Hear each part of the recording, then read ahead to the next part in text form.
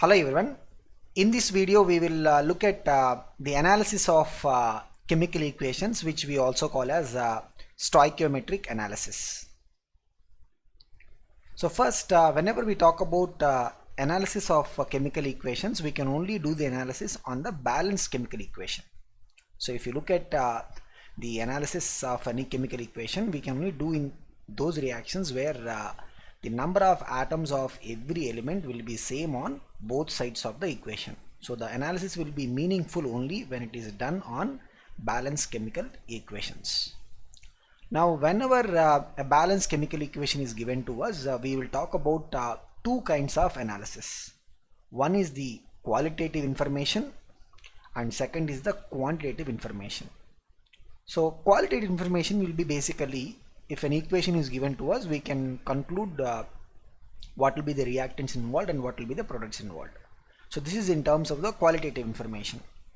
And we can even talk about what is the physical state of these substances. So those are some of the qualitative information that will be available in the chemical equation.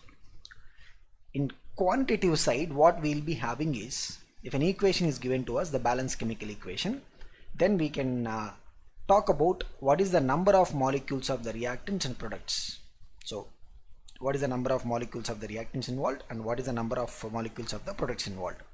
And we can talk about the relative number of moles of the reactants and products. We can talk the relative weights of the reactants and products. We can even talk about the relative volumes of the reactants and products, provided they are gases. So all this is in terms of the quantitative information. Now what it is actually, we will analyze by taking an example. Let's say we have a balanced equation given to us. Ammonia gas is formed by the combination of nitrogen and hydrogen gases. So N2 gas plus 3H2 gas gives rise to 2NH3. This is a balanced equation. Now when we see the balanced equation, what we can say by just looking at the equation is, in terms of the quantitative analysis, which we call as the stoichiometric analysis, one molecule of N2 will react with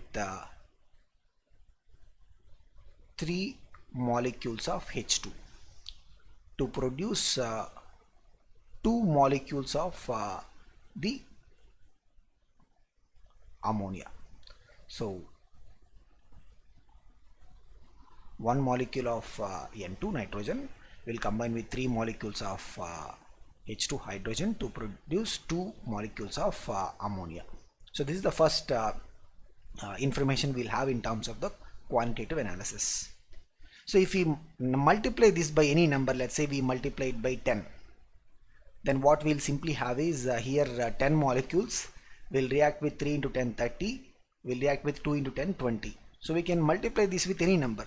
So if we multiply this with a very large number that we use in chemistry, which we call as the Avogadro number, Avogadro number of particles is what we call as a mole. So 1 into Avogadro number will be 1 mole.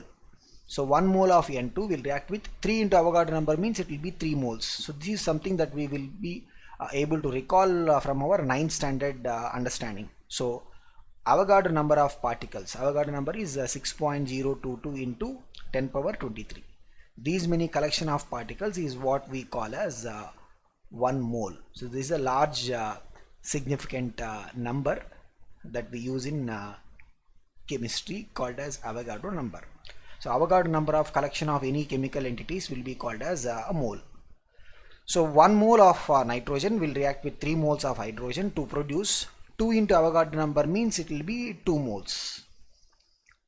So first we have the comparison in terms of simply the number of molecules. Now we have the comparison in terms of number of moles, and we can take this into the weight aspect, because molecular weight of N2 will be 28 grams. Each nitrogen atomic mass is 14. 2 into 14, it will be 28.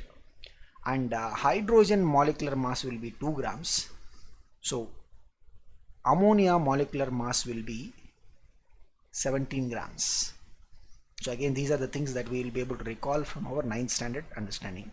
So 1 mole of nitrogen gas means 28 grams. 3 moles of hydrogen. So each mole of hydrogen will be weighing 2 grams. 3 moles means 3 into 2 6 grams.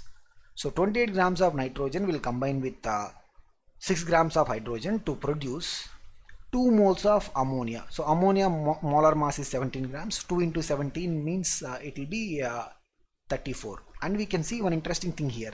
28 plus 6 is going to be 34. So that is why we keep on saying that a balanced chemical equation satisfies law of conservation of mass. So first we had the mole based analysis, and from the mole based analysis we are able to get into the weight based analysis. And since all these substances are gases, for gases the volume of the gas will be proportional to number of moles. Means here it is 1 mole, 3 moles and 2 moles. So nitrogen gas 1 volume will combine with hydrogen gas 3 volumes to produce the ammonia gas, which will be 2 volumes. So this is the comparison in terms of the volume. So volume can be liter, means 1 liter of nitrogen will combine with 3 liters of hydrogen to produce 2 liters of ammonia. Now one thing that we need to keep in mind is a balanced chemical equation will only satisfy law of conservation of mass. It need not satisfy law of conservation of volume. Volume need not be conserved because volume depends upon the number of particles for gases. So this is what we are talking in terms of the quantitative analysis of an balanced chemical equation, and we call it as stoichiometric analysis. Next, there are some more important terms related to the stoichiometric analysis. So if you generally perform a chemical reaction, we get product, and that will be obviously the important substance that we will be looking for, and the actual amount of the product obtained in a given reaction is what we will call as the yield. So yield is an important term whenever we are performing a chemical reaction, because we are interested in the amount of product, and yield is the actual amount of the product formed in a given chemical reaction. There is one more term that we will be using very often. It's called as a limiting reagent. Now in a reaction where there are many reactants, it might be possible that substances can be present in less than required proportion. So what do you mean by less than required proportion? I'll explain with an example. So such substances which are present in less than required proportion, we will call them as limiting reagent. So what is this? So we already seen one example of the analysis of nitrogen combining with hydrogen to produce ammonia. This is the balanced chemical equation. So what we concluded was 28 grams of nitrogen will be requiring 6 grams of hydrogen. But so this is from the analysis. So this is the ratio in which they will combine. But let us say the given amounts are, nitrogen is given 28 grams, but hydrogen they gave us only 4 grams. Now hydrogen we will actually be requiring 6 grams, but how much is given to us? Given amount is only 4 grams. So here we will be calling hydrogen as the limiting reagent. So there is an importance for the limiting reagent, because the overall reaction will be stopped when the limiting reagent is completely consumed. So whenever the limiting reagent is completely consumed, then that will be the end point of the reaction, and that is also going to decide what is the yield of the chemical reaction. So that is what we call as a limiting reagent. The substance or the reactant which is present in less than required proportion will be called as the limiting reagent. Now while we have seen some important uses of writing a chemical equation, and even the analysis that can be done on the chemical equations, there are still some limitations of chemical equations. So we look at 3 important limitations of the chemical equations. While there can be many others, we will just focus on what are the 3 important ones. The first one is a chemical equation does not talk about the rate of the reaction. Now when we say rate of the reaction, this is something that we will be anyway learning in the higher standards. We will be learning it under the name chemical kinetics. It talks about the time it takes to form a certain amount of product, or the time it takes to consume certain amount of the reactant. So a chemical equation does not give an idea of rate of the reaction, which will help us to conclude whether it is a slow reaction or a fast reaction. So this information a chemical equation does not represent. And the second limitation is also that chemical equation does not talk about the mechanism, because when we are writing an equation, it only gives us what are the original reactants and what is the final product.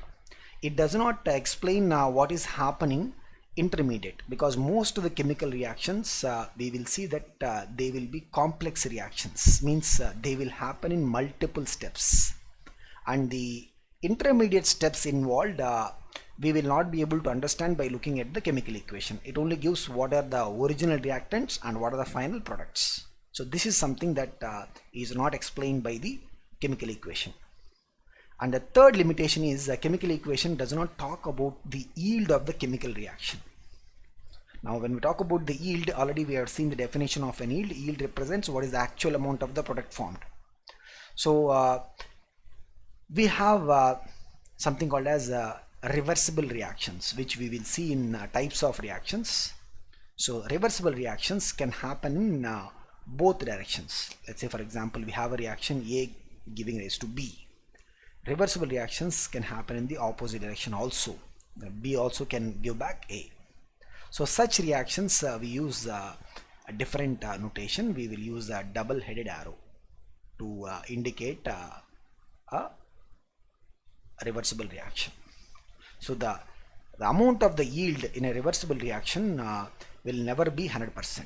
So we are never going to have 100% A converting into B. We are always going to be reaching somewhere in between, which we will call it as the equilibrium point or equilibrium stage. This is also something that we will be learning in the higher standards.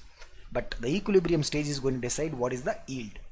So chemical equation, we will not be able to understand what is the equilibrium stage, or we will not be able to understand what is the actual yield of the product. So these are some of the important limitations of a chemical equation. But leaving out these limitations, as such the idea of chemical equation will not only be able to simplify the expression of a chemical reaction, but also it will be able to help us in doing very valuable analysis, which we call as stoichiometric analysis.